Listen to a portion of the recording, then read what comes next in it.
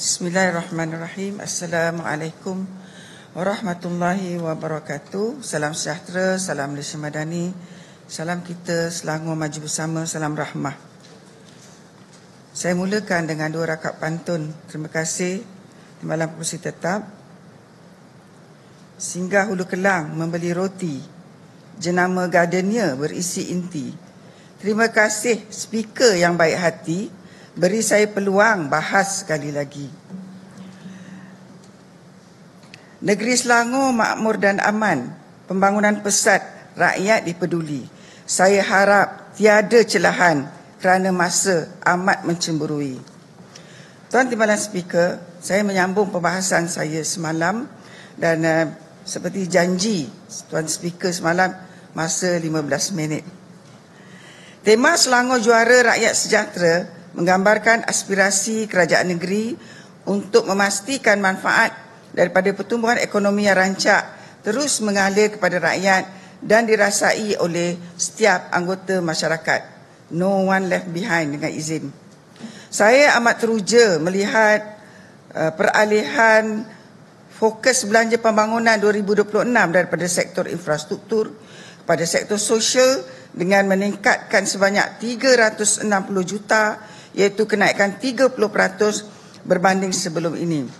Penyusunan semula keutamaan negeri berdasarkan realiti ekonomi semasa membuktikan bahawa kerajaan madani di Selangor dan kerajaan perpaduan bersikap responsif dan proaktif. Langkah ini tidak hanya menunjukkan keupayaan kerajaan negeri mengurus isu-isu semasa, tetapi juga mencerminkan tahap kesiapsiagaan kerajaan dalam menghadapi cabaran ekonomi yang dijangka pada masa hadapan. Saya ingin menegaskan di sini bahawa kerajaan Selangor sangat prihatin kepada kebajikan dan keperluan rakyat. Dan saya menyanggah dakwaan bahawa kerajaan dalam membangun negeri, iaitu pembangunan menindas kehidupan itu adalah tidak tepat sama sekali. Tuan Timbalan Speaker, saya ingin berkongsi berkaitan sebuah keluarga di Meru yang memohon untuk mendapatkan bantuan bingkas, iaitu keluarga suami isteri berumur 32 tahun yang ada anak 3 orang dan pendapatan 5,000. Dan juga salah seorang anak itu anak yang berkeperluan khas. Bagaimana kerajaan negeri membantu keluarga ini? Sudah tentu melalui Pusat Khidmat Masyarakat, kita menguruskan bantuan bingkas berjumlah RM300 sebulan untuk mereka membeli barang keperluan asas serta makanan berkhasiat, termasuk juga boleh menampung juga kelengkapan sekolah. Untuk pengetahuan ahli dewan sekalian, bantuan bingkas merupakan bantuan berskala besar di antara peruntukan yang terbesar dalam belanjawan yang diumumkan baru ini, dengan amount yang paling tinggi yang dilaksanakan oleh kerajaan di Selangor berbanding negeri-negeri lain. Ditambah lagi, kalau di Selangor, ditambah lagi kerajaan persekutuan ada bantuan My Kasih di bawah kerajaan, di mana RM100 sebulan sudah tentu amat membantu rakyat menjalani kehidupan harian dan meringankan bebanan mereka. Ini menunjukkan kerajaan perpaduan dan kerajaan madani sama ada di persekutuan, di negeri, dipimpin oleh PMX dan juga Yang Amat Berhormat Menteri Besar Selangor sangat prihatin kepada kebajikan dan nasib rakyat. Saya sangat menghargai dan memuji langkah progresif kerajaan negeri yang memperkenalkan bingkasan atau bingkasan plus sebagai exit strategi, dengan izin, yang akan membantu penerima bingkas supaya boleh keluar kepada kepompong kemiskinan dan himpitan kehidupan. Bagi anak-anak di bawah 6 tahun pula, ibu ayah boleh memohon subsidi taska dan tadika berjumlah 600 hingga 1,200 setahun melalui asuh pintar dan tunas. Manakala anak berkeperluan khas boleh menerima intervensi secara percuma dengan Pusat Anak Istimewa Selangor, itu ANIS, di bawah kerajaan negeri. Pelaburan bernilai sosial. Tuan Speaker, saya ucapkan tahniah di atas kejayaan kerajaan negeri menerusi Invest Selangor yang berjaya mencatatkan transaksi berjumlah 8.17 bilion bagi tahun ini.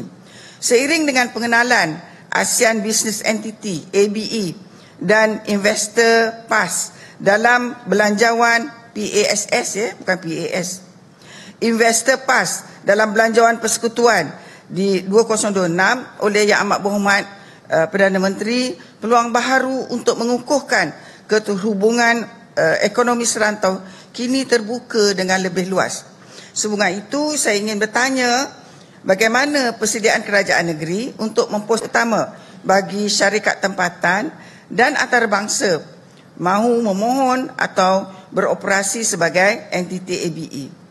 Jika peluang ini direbut secara strategik, Selangor mampu membina ekosistem ekonomi rakyat yang lebih dinamik dan menjadikan negeri ini sebagai pintu masuk utama di rantau ini. Tumpuan sedia ada kerajaan negeri kepada industri aeroangkasa, ekonomi digital dan pembangunan pusat data juga telah mula menghasilkan peluang pekerjaan berkemahiran tinggi, meningkatkan kompetensi tenaga kerja serta menyediakan laluan pendapatan yang lebih bermaruah kepada rakyat. Namun, selain penciptaan pekerjaan, saya percaya terdapat potensi besar dari segi manfaat dan pulangan pelaburan sosial yang selama ini kurang diberi perhatian. Justru, saya mencadangkan agar kerajaan negeri mengadaptasi indikator Social Return of Investment SROI sebagai sebahagian daripada perancangan pembangunan negeri. Melalui SROI, setiap pelaburan bukan sahaja dinilai dari segi keuntungan ekonomi tetapi juga impak sosialnya. Kerajaan negeri boleh mensyaratkan indikator ini sebagai keutamaan mengambil wanita dan OKU bekerja, menyediakan latihan semula bagi warga emas produktif serta menyokong sektor ekonomi penjagaan dengan mewajibkan komponen CSR kepada agensi pelaksana seperti WBS dan Yanis. Dengan pendekatan ini, setiap pelaburan yang masuk ke Selangor akan menyumbang kepada pertumbuhan ekonomi sambil memperkukuh kesejahteraan rakyat secara mampan tanpa bergantung sepenuhnya kepada hasil negeri yang sedia ada. Tuan Speaker, saya baru-baru ini telah mendapat maklumat daripada salah sebuah sekolah adanya pelajar yang tidak membawa belanja sekolah ke sekolah. Mungkin mereka ini daripada keluarga yang berkemampuan.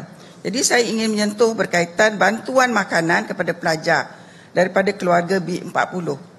Saya percaya pengambilan makanan yang cukup dan seimbang adalah asas kepada tumpuan pembelajaran dan prestasi akademik anak-anak kita. Maka dalam kita memberi fokus kepada pembangunan infrastruktur pendidikan, saya ingin menegaskan bahawa sudah tiba masanya belanjawan negeri ini turut memberi perhatian kepada program permakanan sekolah sebagai komponen penting untuk kesejahteraan murid. Saya mengambil contoh projek rintis hidangan berkhasiat di sekolah HITS oleh Kementerian Kesihatan. Kajian menunjukkan bahawa intervensi yang kosnya serendah RM2 sahaja sehari pun mampu memberi impak yang sangat ketara. Program sebegini terbukti dapat menggalakkan kehadiran ke sekolah, meningkatkan pencapaian kognitif serta mengurangkan masalah malnutrisi dalam kalangan murid. Saya juga ingin mendapatkan pencerahan daripada Jabatan Pendidikan Negeri Selangor, adakah program HITS ini masih diteruskan lagi dan berapakah bilangan pelajar dan juga sekolah di Selangor yang terlibat. Tuan Timbalan Speaker, bagi program pembangunan awal kanak-kanak, saya mencadangkan agar kerajaan negeri menambah fokus kepada dua perkara kritikal, iaitu kesihatan reproduktif dan literasi digital. Kedua-duanya kini menjadi keperluan asas untuk melindungi kanak-kanak dan remaja daripada risiko eksploitasi, penderaan dan serta pendedahan digital yang tidak selamat.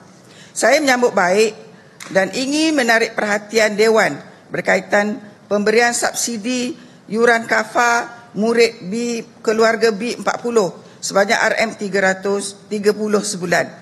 Sudah tentu pemberian subsidi ini dapat meringankan beban keuangan ibu bapa bagi memastikan anak-anak mendapat pendidikan berterusan, khususnya pendidikan agama. Ini lagi satu bukti kepedulian yang tinggi Kerajaan Negeri Selangor terhadap rakyat Negeri Selangor. Bagi kem muafakat pula, saya ingin menekankan keperluan memperkukuh modul kecerdasan emosi, pembinaan spiritual dan kesihatan mental remaja. Penekanan ini penting untuk meningkatkan jati diri, daya tahan dan kesejahteraan generasi muda Selangor. Saya juga menyambut baik peruntukan RM8 juta untuk membaik pulih sekolah-sekolah agama di Selangor. Jadi dalam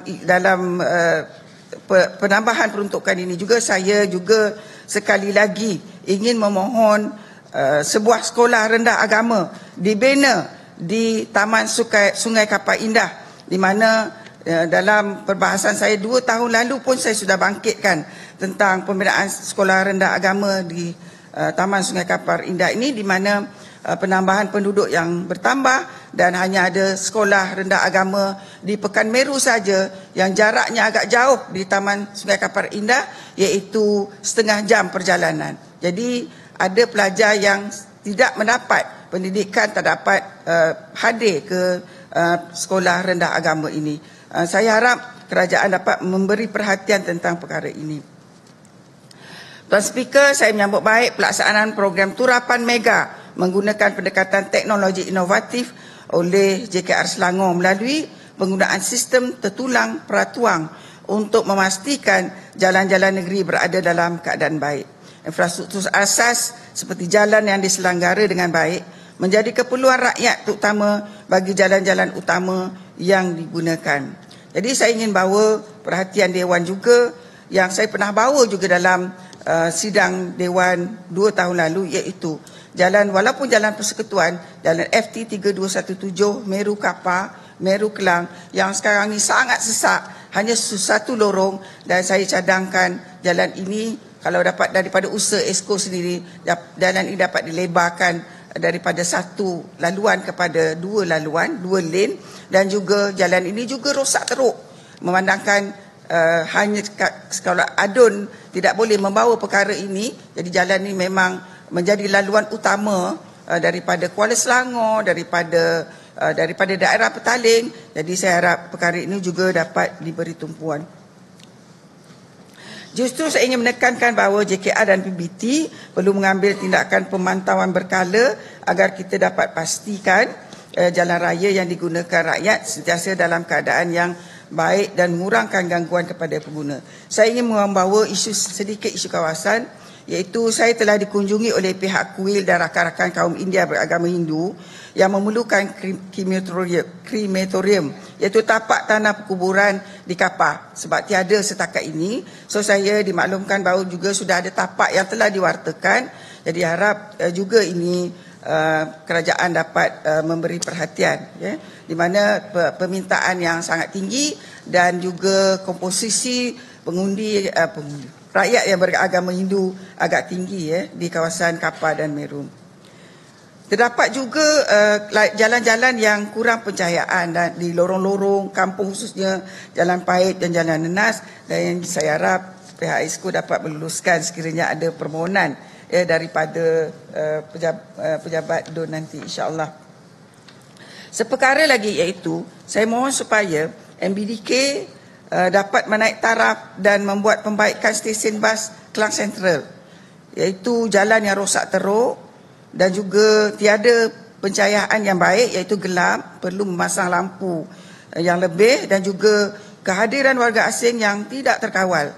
Jadi ini perlu juga diambil tindakan segera, sebab Kelang Sentral, stesen bas Kelang Sentral ini juga menjadi tumpuan juga kepada pengunjung-pengunjung ataupun penumpang-penumpang bas.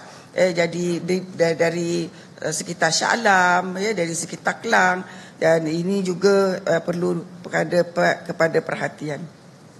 Dan mohon MBDK melihat semula juga peralatan taman permainan yang usang yang perlu dibaik pulih di banyak-banyak tempat di taman permainan khususnya di Meru yang perlu diganti, yang agak berbahaya kepada anak-anak kita, di mana kalau ada peralatan permainan yang besi, yang berkarat, yang patah dan sebagainya. Yang ini juga banyak aduan yang saya dapat daripada penduduk. Saya juga mohon pemasangan lampu isyarat di persimpangan Jalan Sungai Puluh dan Persiaran Aman Perdana, memandangkan penambahan mendadak kenderaan yang lalu lalang di kawasan tersebut, dan ia juga menjadi penyebab kepada berlaku kemalangan. Jadi, kata saya tutup juga dengan pantun. Jadi saya tak ambil masa yang lebih. Sebab saya dah ada pantun tadi. Mana pantun? Tak ada. Pantun tu dah hilang. Tasik menghijau, airnya tenang, memancing ikan di tepi muara. Belanjawan disusun, telus dan cemerlang, Selangor juara, rakyat sejahtera. Sebagai penutup, bajet 2026 yang dibentang oleh Yang Amat Berhormat MB Selangor adalah suatu dokumen penting yang mencerminkan hala tuju kerajaan. Sudah tentu dengan sokongan semua pihak daripada penjawat awam yang diketuai oleh Setiausaha Kerajaan di Selangor, sudah tentu kita yakin bajet ini mampu melonjakkan Selangor sebagai negeri termaju, makmur dan inklusif. Sekian, terima kasih Tuan Timbalan Speaker. Wabillahi taufik wal hidayah. Assalamualaikum warahmatullahi wabarakatuh.